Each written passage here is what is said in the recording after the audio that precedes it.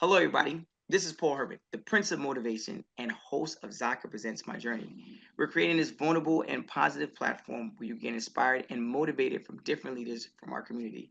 Today, our guest is Jessica Wedge, who is a human resource leader. Jessica, welcome to the show. Thank you. Thank you for having me. Oh, the pleasure is all ours. I'm very happy to have you on the show. Obviously, being in the human resource department, there's a lot of things that goes on behind closed doors, in which we're going to kind of dive in a little bit too, right? But before we get into all of that stuff, just do us a big favor. Give us a little bit more understanding of your cultural background and where you grew up. All right. So I actually grew up in Queens, Jackson Heights, the Woodside area, New York. I was there until I was about a teenager, and then I moved to the Miami, Fort Lauderdale area. Kind of had to move, New Yorker at heart. I had to move, but my parents are both immigrants from Honduras. So all Hmm. my upbringing is Honduran culture, and being in from Jackson Heights, the melting pot of just every single country in the world. So I was able to grow up with so many different cultural backgrounds, learning so much. And so, yeah, it's who I am. A New Hmm. Yorker at heart, Floridian now as an adult, but it's been great. I like that. I'm a New Yorker myself from the Bronx. I can tell. Wow. Well, hopefully that's a good way to tell it. Yes, it's the accent. It's all in the accent. You could hear Okay, okay. Shout out to that. Shout out to that. Well, I'm glad I still got my it. Bronx accent. Yeah, no, from the Bronx, and I think that something about being in the city, Oh, was the melting pot.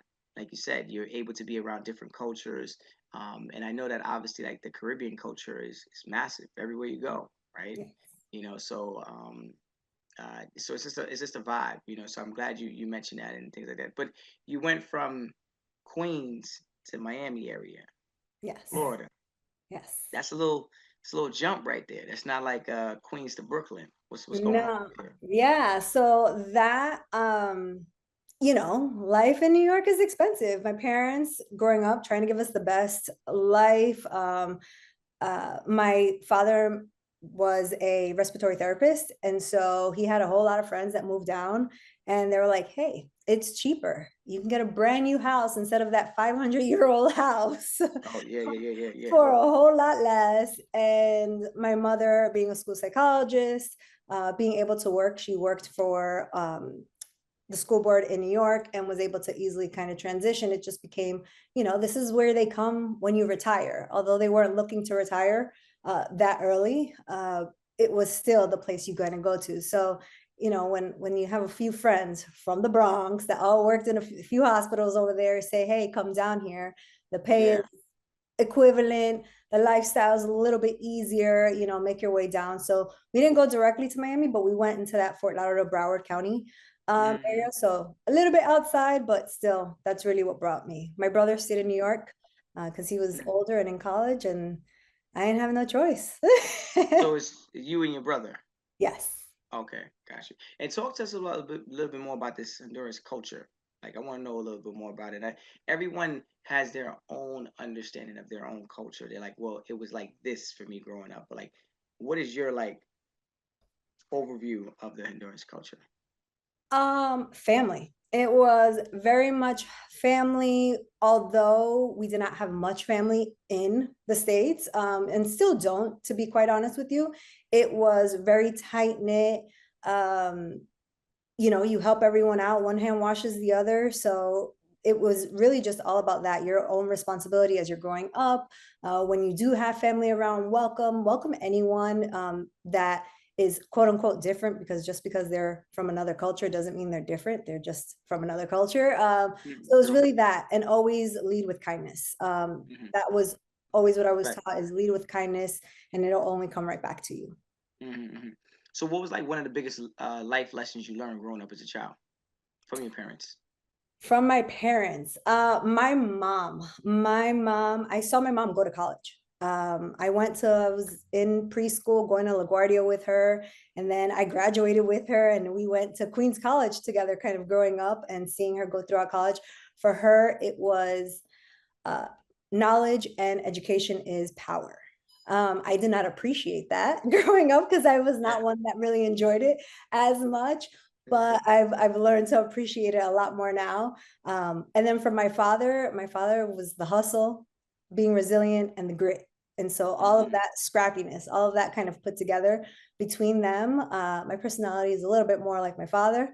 That was what was taught: is nothing is ever handed to you.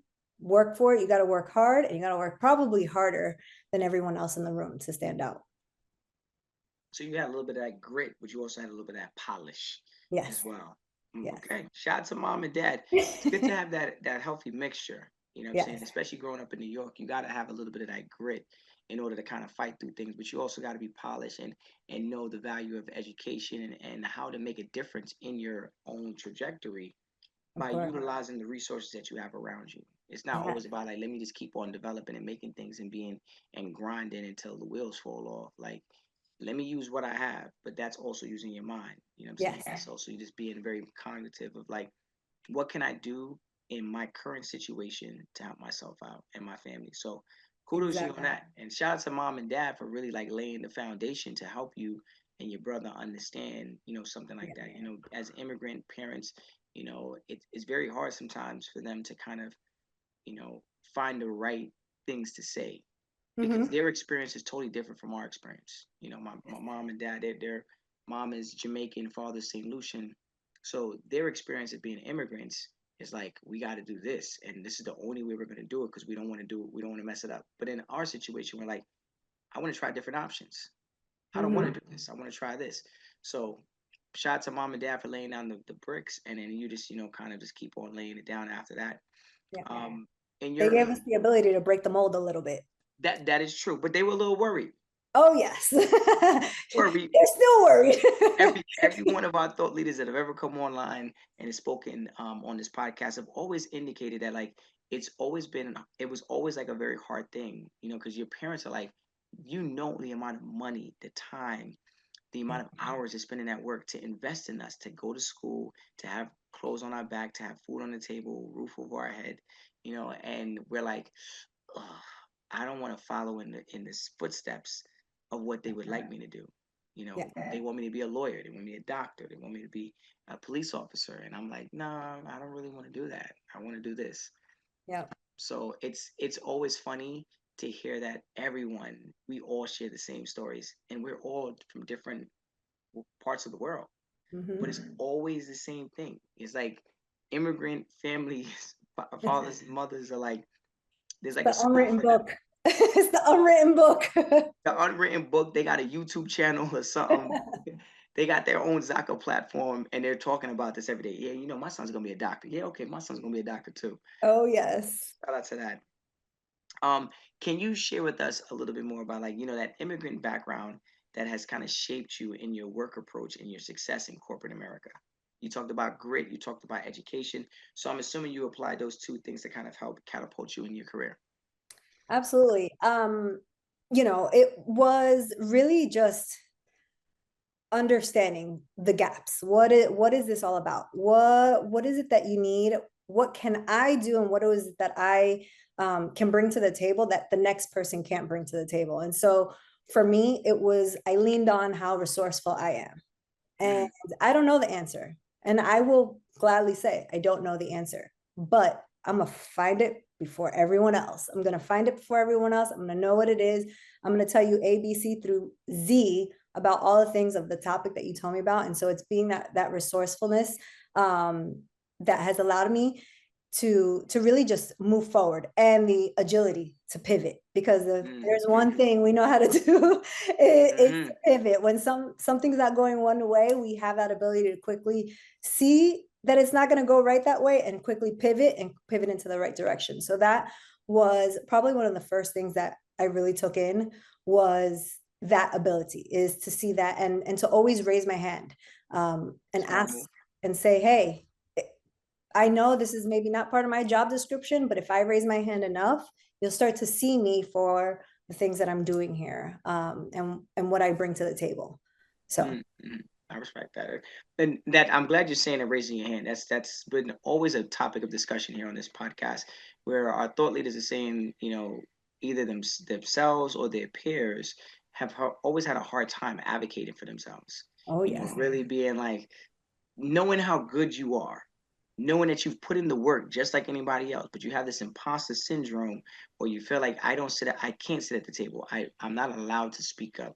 You know, and I Mhm. think that's something that's probably comes from our parents, where they were kind of like, let me keep my head down and keep working.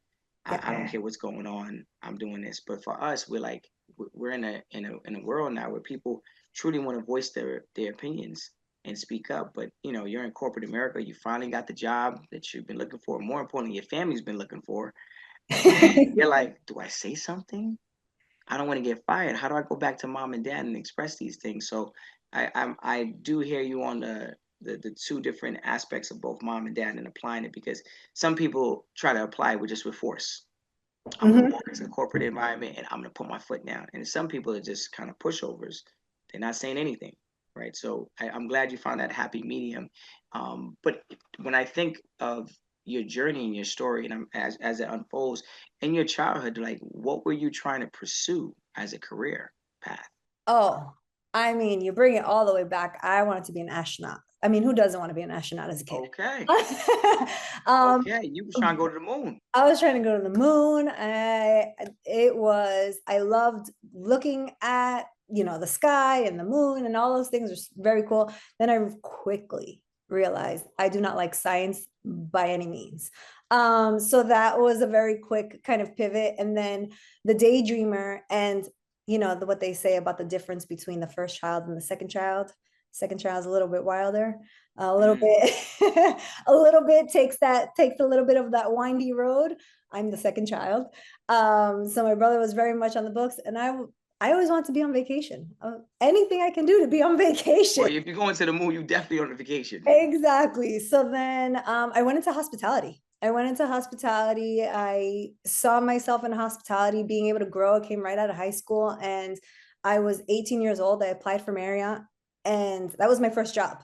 Like my first real job was working at Marriott in front of house. And I enjoyed it. I enjoyed everything. I did professional sports. I love the hospitality industry. Typically, Mm, people are happy when they're on vacation, yeah, yeah, you yeah, yeah. know. I mean, they're planning for it for a while, so They're I would hoping hope they they're would. happy the whole time. Yeah. Exactly. And then, I became a single mother at 24 and I realized although this is great and I love working in hospitality, this isn't working with my regular life. The hours are I'm working night audit. I'm working in the, sports hours of a baseball game, of a basketball game. And so it's not working. So then that's when someone saw in me as I was working at Marriott and for a professional sports team down here. Someone was like, hey, I think you should really try human resources because I see how much you enjoy helping the employees thrive in any way. You always want to help with recruiting, you always want to help with, when we have a new employee. So she was the first person that truly pulled me under and taught me and opened those doors of what is Mm, human resources. So I didn't have a straight kind of path into it, but that's really what someone trusted in me that was also a minority, okay, that and was gonna be saw my that. next question. Yeah, someone I that, was gonna ask. they that's the power in our culture as well, is that you want to help the next one. You Mm-hmm. know that there is a struggle to kind of get in, the struggle that you Yeah. went through. So she said, I'm going to help you. And she started teaching me everything I could possibly know about human resources. And without a title, I was doing all the things because I still had to be the front office. And that point, it was in me. Let's start. Let's come in early just to do this. I don't care if I'm not getting paid. Yeah. Let's start learning. And so that Mm, was really the first, what guided me. And then once I realized I really enjoy helping the employees and being working in Miami, they all spoke Spanish. So helping them, and that it helps. was very fulfilling. And Okay. that's where the journey started. I do like the fact that you mentioned that there was someone that came in and tried to give and helped you with some advice. You Mm-hmm. know, we do get very worried that, no one's gonna help. We're taught, just keep your head down and keep working. Hard Yes. work pays off. But at some point in time, asking for help, like you said, raising your hand and saying, hey, look, I need help, or someone seeing a talent and the gift in you and saying, I want to help you. So it's, you obviously were doing something at the time to make that person notice how strong you were as a candidate to them to take you on as probably a mentee, or even just provide some type of guidance, you know, Hmm. in a time where they're probably still trying to climb that ladder as well. Oh yeah. It's nice. It's a great story to hear, and the fact that you said it was a minority as well too was even more of a bonus. You know, it could go either way, but I'm saying just to know that someone else who's probably felt like you, looked like you, spoke the language of like you, was like, hey, let me help you do this right here. And Exactly. that's important, because you climb that ladder, you start to look around, you're like, no one looks like me. But if Yep. someone could actually pick you up that looks like you and speaks like you and knows the culture, it's even better. I'm Oh ready yeah. to climb. I'm ready to climb. How'd you get started after college? College was a journey. As I graduated college with my bachelor's with a 7-year-old in hand. Yeah, with the 7-year-old in hand, because again, I honestly did not enjoy school. I did not enjoy school. I went because again, that was the side of my mom was like, no, you have to. You will Yeah. not get ahead if you don't go. And Even when even with the child. even with child, yeah, it was she said you won't get ahead if you have to go. It's the foundation. You have to. So, I did do my associates and took a break. And then at some point, one, I kept telling myself, I have to do this for her. And so even when I graduated, I do still in the way feel like I did it for her, but it was for me. And she Yeah, was, yeah, yeah, yeah. obviously wanting to do this for me.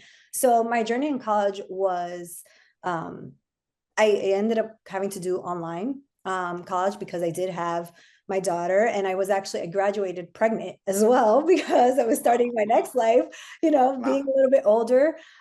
So yeah, I think I was close to 30 when I actually graduated. So it was a different journey. I was working, and in my job and doing everything.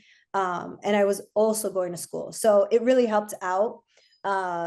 To be going to school, learning the foundation from a school perspective, but doing the job. I felt, although I was at a disadvantage because you see, and the story you see is someone that is supposed to be, younger graduating Yeah. college. Yeah, Um, yeah, yeah. I had all 21. the experience. Exactly. I had all the experience that some people didn't have at that point. So, Mm-hmm.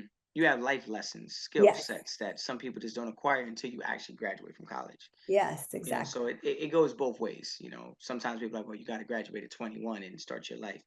But if you're able to do both of them, you know, and Mhm. juggle it, then, you know, make it happen. Do what you got to do. But I'm glad that you're in your story right there. You really did highlight the odds were against you.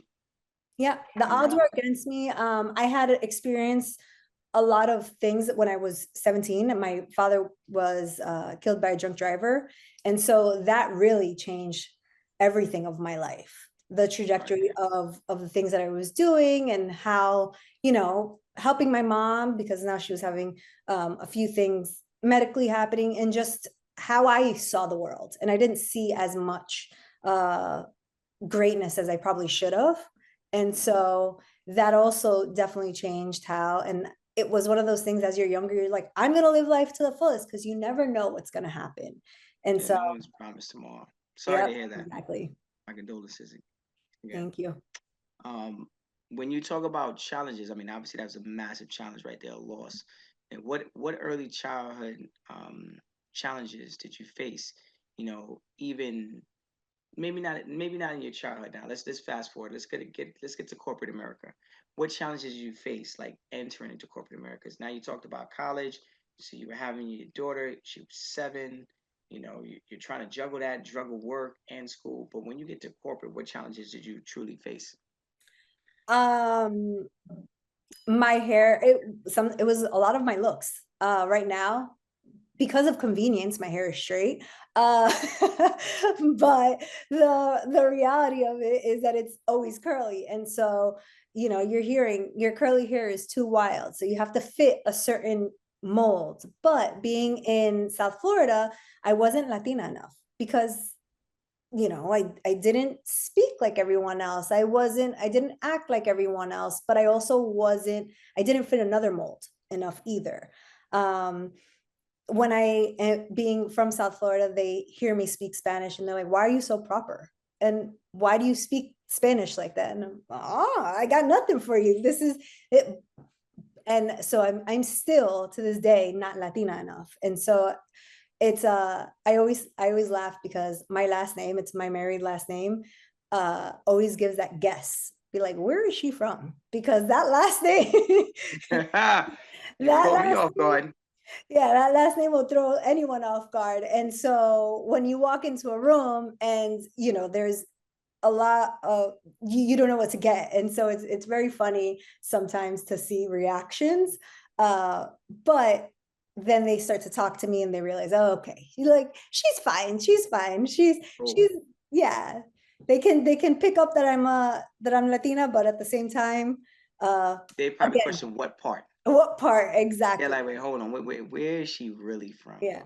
And They, sometimes I they don't they even get probably that. let you speak a little bit. They probably like, Yes. I And just make so some guess. They probably had some bets in the office.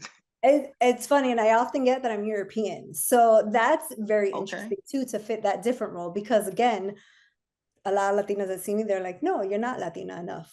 And I'm like, okay, if that's how you feel. But then I get the Europeans see me, or Middle East, they're like, oh, you could fit in with us. You could we could take you in. So it's very It's good that you can wear interesting. multiple hats. Yes, You yes. you fit the role for various different Just occasions. I So gotta be a chameleon and just yes, adapt come into every on, and situation. not wrong with that. Not wrong Yep, with that. If you're using it for the greater good, but yeah, yep. that's the way to go. Um, for the individuals in the audience that don't know or trying to learn a little bit more about HR, because that's where you are right now, currently in the profession, can you educate them a little bit more about human resources and like how important it is to have that in a company? Absolutely. So what people know about human resources is this is a team that will hire you, they will fire you, they have your paperwork, they run your payroll, all of those things. But the reality of human resources is we are the strategic partners to all the leaders. We help them with everything that they do. Without a very good human resources team in place and everyone at its best, you have, yes, it's a team that does not bring revenue, but it will help you keep your revenue, in the sense that if you hire the right people, then you're bringing a good workforce. If you're retaining the right people, then you're not having to have more money spent with turnover.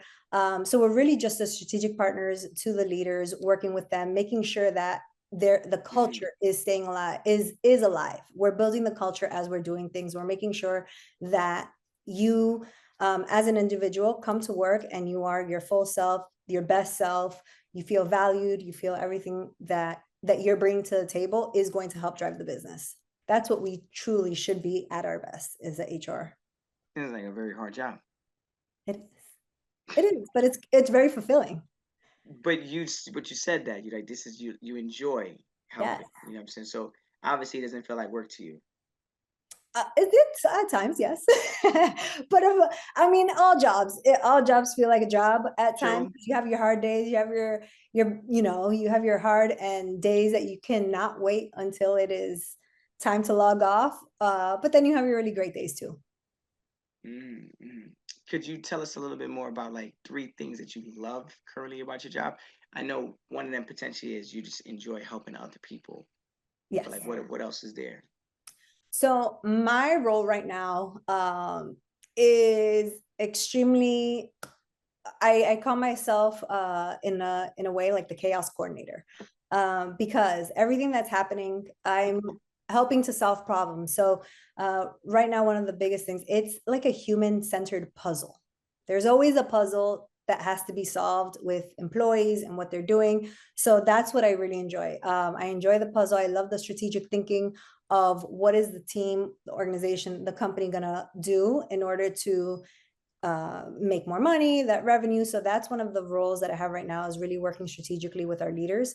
The other part that I have is I get to manage all the internal communications of our company, Mm, and all internal employee communications. And so with that, I get to see the employee stories come to life. What is it that they're looking forward to? So this month, it's Pride Month. it's really making sure that all of my LGBTQIA plus community is feeling that they have an ally. We're teaching, we're having people understand. Yes, that's good. We're having people be with them. So that's a huge deal at the moment, and it's extremely fulfilling. And then the other part of my job right now, which again, even though I am in HR, but I'm wearing multiple hats, because again, when someone's needed, when there's a gap, kind of go for it. Yeah, yeah, I'm also 100%. working in sales and doing a little bit of sales, helping in the background of making sales pitches come to life and telling a story of how to help our organization, and that one was just a interesting one because it was a gap that needed to be filled.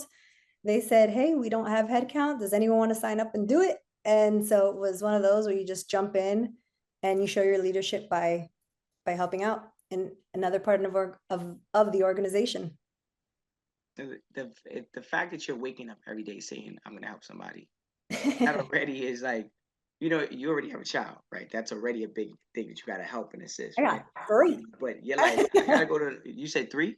I got three. Oh, Yeah. I thought you just had the one. Oh Whoa. no, it was only one as a single, but then there was Oh, more that came along. okay. Congratulations. Congratulations. Thank you. Like, oh, you got your hands full. I do. But so just imagine that you just got three, you're working on getting them ready for school in the day, and then you go to work and you got to go help out a whole office. Yes. Like, when are you finding time for yourself? Early morning, 5 a.m., 5, 6 a.m. That's when you're going to the gym after you drop off the high schooler to the bus stop, and you have about an hour and a half. That's no one talk to me. Text messages don't go off. Phone isn't going off. No one, they know where I'm at. I'll be back in an hour and a half. Okay, respect. Respect. I Yep. like that. I like that. I like the fact that you're blocking off time for yourself. Life can get really busy at times. And if we're adapting from our parents, how they did it, like keeping their head down and just keep working, work 40 plus hours a week, you're Yeah. like, no, no, no, no. I could work the 40, but I'm still going to take an hour and a half every day. Yeah. And people are going to respect that I'm taking this hour and a half for myself. You've Mm-hmm. kind of like put the foot down. And And that's why people just don't bother you.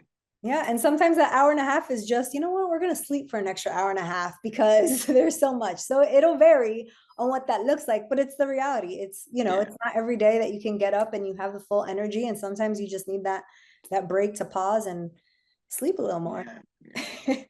How did you like your early years in like talent acquisition prepare you for like executive level roles, people, operations, DEI, strategy, and like global scale? Talent acquisition to help me to really understand what leaders are looking for. When they say Okay. they have a role, they may have a role, but the reality of it is there's one where there's a skill set, and then there's one where there's everything else. It's the dynamic with the team. I need this to be pushed forward. So it's really understanding that leader, and what are the gaps beyond just this specific role that they have. So being able to have those conversations with them, being able to understand what is their thought of the right candidate, and then what is truly the right candidate when you think of all the other dynamics that come into place. And then it was also the reality of making data-driven decisions. Let's look at what do we have, what has happened on your team, what could potentially happen on your team, and try to make those decisions based on the data that you have had and what you've already seen as kind of the future to help, because it's really the quality of the hire that you have. It's about bringing the right person. It's not about this person needs to have 1, 2, 3. It's hopefully this person has 1, 2, 3, but they're also bringing all these other items to the table that you may not see at the moment, but they're going to fill all these little gaps, and they're going to help maybe build camaraderie and trust in your team, or they're going to bring innovation. What is it that Yeah. person will bring to the table? So, and being able to tell a story with them all together. Bringing diversity is always a big thing. Oh yes. Any organization. I know some people run away from it, right? You say the word diversity, people are like, whoa, wait, hold up. Don't talk too loud, right? But diversity, having a different opinion about something could truly help a company scale its business. Someone saying, well, Absolutely. just to let you know, like that commercial could work, but it might not work for the Latin community. you might want to adapt certain things, or you in the Caribbean, this is so having a very diverse team is very important, you know, and I feel like having someone like yourself who could adapt and speak to so many different people are obviously a big asset to every company. So again, the position you play, wearing multiple hats, you just have to be that good of connecting. You know, you must have some strong interpersonal skills. Oh yes.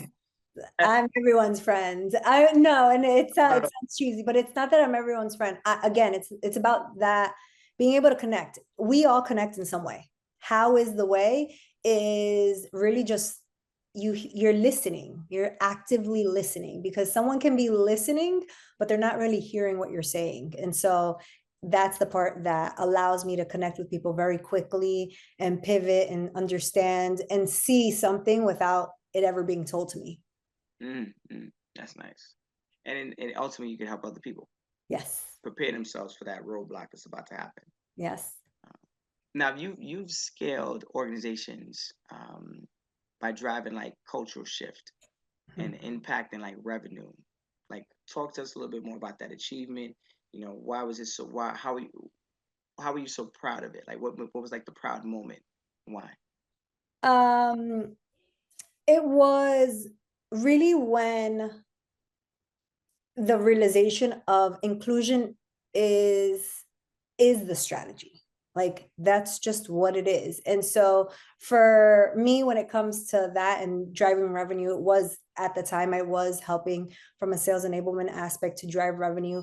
And they were doing things that I was just like, I don't know if that's going to work. You're who you have is not going to maybe work with this community that we're reaching towards. It's not that they have to change. It's not that no, we don't have to change the person. We just have to build the understanding between what they're walking into and also who the person is that is walking in. So how do we build that relationship and make them relatable to every situation and to what's happening and understanding. So really it was being able to just again bring inclusion and have people understand inclusion is the strategy. It is what helps build your organization. So when I was in DEI, it was, it was the first time it was kind of like a team, a full Yeah. team. And there's hesitancy no matter what. It's a change, there's resistance, there's all the things. And even myself kind of walking into the role. And egos. And egos, exactly. Yeah. And myself walking into the role, there's questions. What are you going to bring? How are you going to do that? And it's really just having people understand that this is our inclusion, our inclusion strategy is really our culture.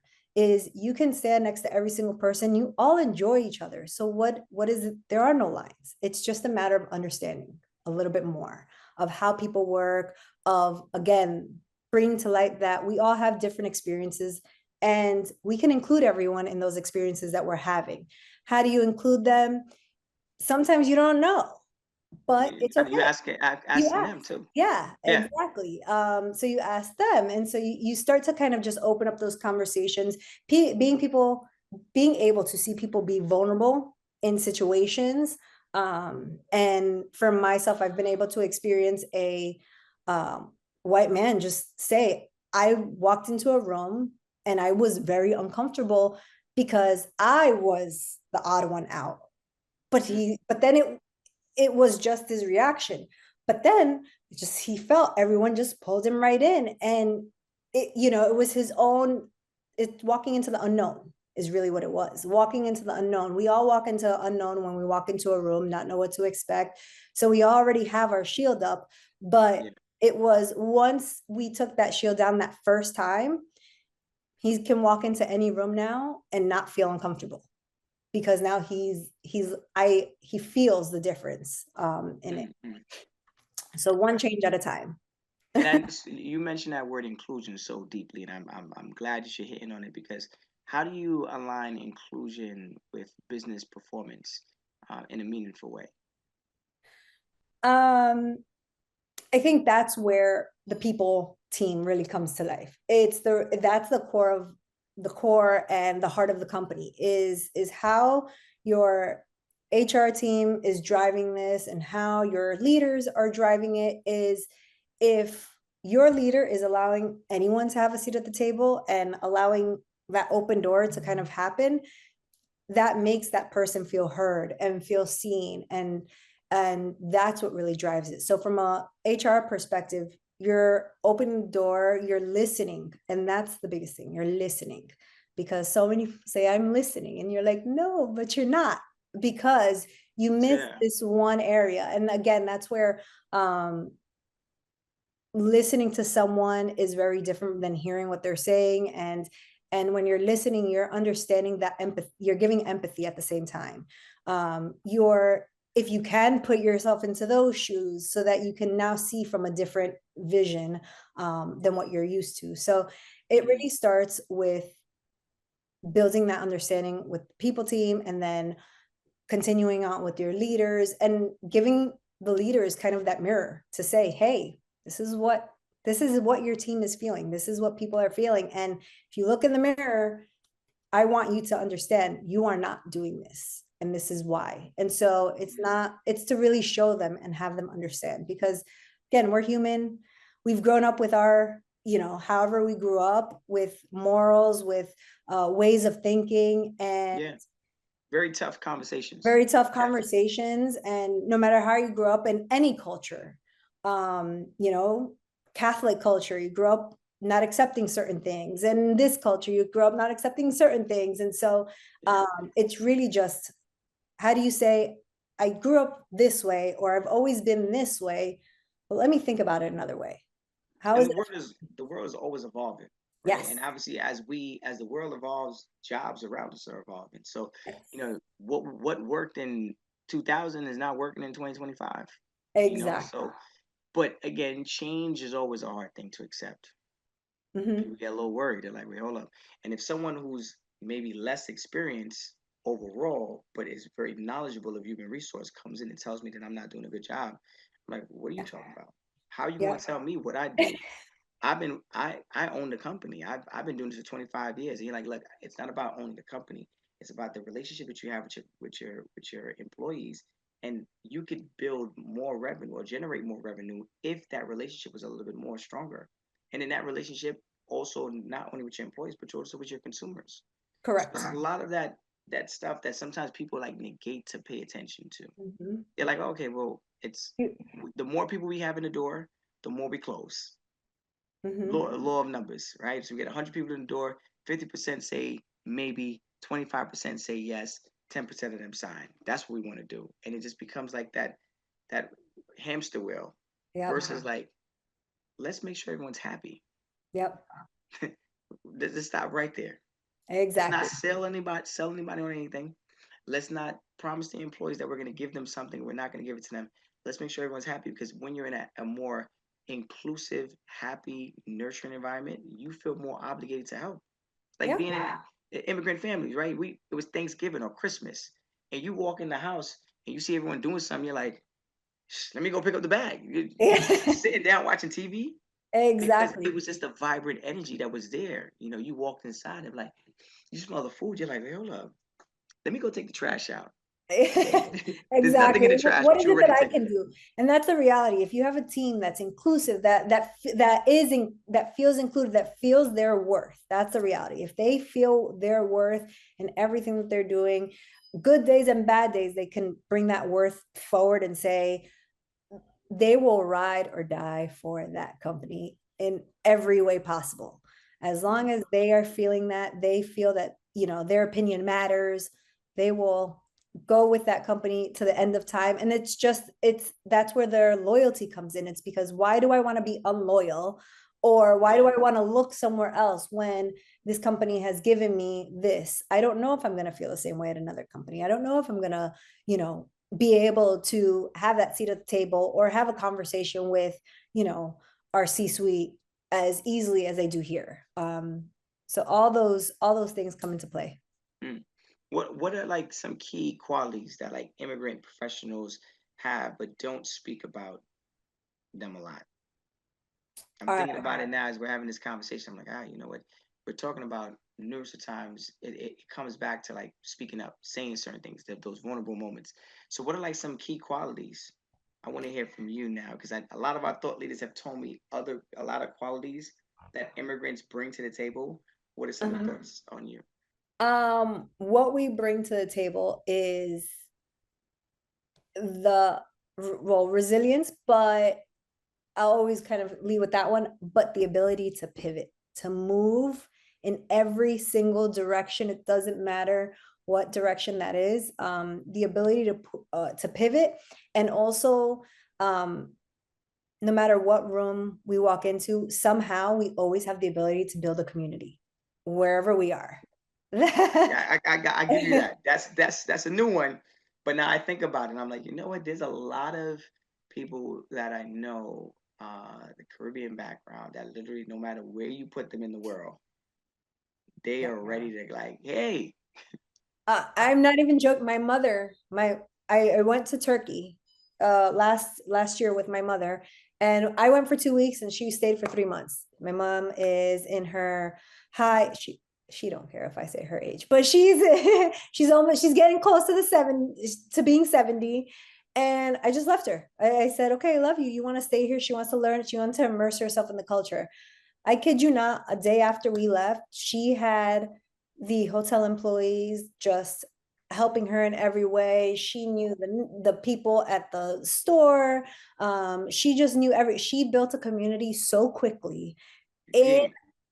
a country that did not speak the same language, that did not really speak English, that did not speak I Spanish. don't see a lot of Latinas. Exactly. And so they've given her her Turkish name. They have they Oh, she sent is in her her home. glory. She is in Yeah. her glory. Yes, they sent her home with things. They made sure that she got, to the next city without a problem. Whatever they could do to help her, it would, but it came from her because she quickly, again, leading with kindness, was able to build a community, talking and just having, that in us, that we see someone that's, you know, that we may not know, we have that ability to just say hello and it's fine. And we move forward and we've made a new friend within 5 minutes. It's not that hard to be kind. Exactly. It doesn't even cost anything to be kind. Exactly. So that's what it's the ability to pivot and the ability to build a community, no Mhm. matter where we go. And the story of your mom is the ultimate story of building a community. The fact that not even like Miami to like West Palm build a community. We talking about Turkey. Yes. We talking about across oceans and be like, hey, look, I'm gonna stay. Yeah. Mind you, I came together, but she's like, I'm gonna stay. Yeah. I'm gonna build my community here. And And the she built, yeah. And she strong built such a community. strong community that she went back That's what I was gonna say 6 months next. later. That's And they what I was were gonna say waiting for next. her. They were waiting for her Oh my gosh. with Your mom is open smart. doors. She is smart. And this is something, no lie, I've been thinking about this. I said, as I get of age, I want to know where is my community outside of my community. That when I go there, they're going to say, hey, Mr. Herman, good to see you again, Mr. Herman. So I'm like, yo, maybe it's in St. Lucia. Yeah. Maybe it's back in Jamaica. I'm going to start finding a place like your mom. And I think the man upstairs is telling me exactly to do this because now you just told me that your mom was did. And she's like, like you said, she's reaching into her 60s. And she's like, you know what? The fact that she could leave Florida, go somewhere else and know people's names and know that community. And she's not afraid of the diversity. She's not afraid No. to be the only Latina in the area because she's gonna stand out. A little feisty one over there. I like that. Oh yeah. She's like, I'm standing out. Yep. Shout out to that. That's an amazing story. Thank you for sharing that. Of course. Now, looking ahead, when it's all said and done, looking at how do you see your role, um, a role for people, your role for people and culture evolving in the future work that you do, especially Uh, in that high growth environment. um, I think before, when you think about people and culture, and before it was just human resources, a little bit more, that corporate world, people and culture is exactly that. It's not just human resources. You're not resourcing humans anymore. It's now much more dynamic. It's not about enforcing the rules of an organization and what we're doing. It's more about driving the outcomes of the business in different ways. It's just the people team is thinking very business centric. And so again, how are you helping leaders and the employees just grow and make more of a business impact in their everyday work? So I think the dynamic is completely changing in that way. Mhm. It's yeah, it's again not about being a resource to the humans. It's it's about the people. Yeah, it's bigger. It's bigger than It's that. It's bigger, bigger than yes. that. And I'm glad that you're noticing that and you're seeing those things. And again, Jessica, thank you, thank you for just enlightening myself, but more enlightening our community about human resource and why is it so essential in the world of today, right? You're not just changing the lives of one individual. You're trying to change the mindset and the culture of a business, of an organization, whether small or large. And sometimes it starts with at the top, but it also starts with at the bottom. We have to kind of meet somewhere in the middle. The people at the bottom need to know Absolutely. their self-worth. They need to know how to advocate for themselves and speak in a very professional manner. But the person at the top who's given those opportunities needs to know that they kind of got to step down from that pedestal and meet them halfway, Mhm. and understand that my culture and their culture might be a little different. And how do we find a way to kind of join that? I think that the work you do as a mom, juggling all of that, kudos to you on that. But again, mom and dad did a phenomenal job really raising you and giving you the insights that you need and the life lessons that you have gone through on your own, whether through school, whether through corporate, whether graduating with a 7-year-old child, just trying to juggle all that at the same time. A lot of times we look at those as like scars in our lives, right? Or we look at those as dark moments. But those moments have made you the strong woman that you are today, and it's an honor to have you on, and an honor to hear your story. Well, thank you. Thank you. It was an absolute pleasure to be my first kind of podcast. And so You I did really real good. appreciate it. Thank you so much for the questions. They were, I love how much you put thought into really digging into the person. And so thank you again for the opportunity. Yeah, that's the goal. That's the goal here at Zaka. And I want to let the listeners know if you want to hear more inspirational stories like Jessica, please check us out on ZakaConnect.com. Follow our social at Zaka Connect and follow our feed Zaka wherever you listen to your podcast.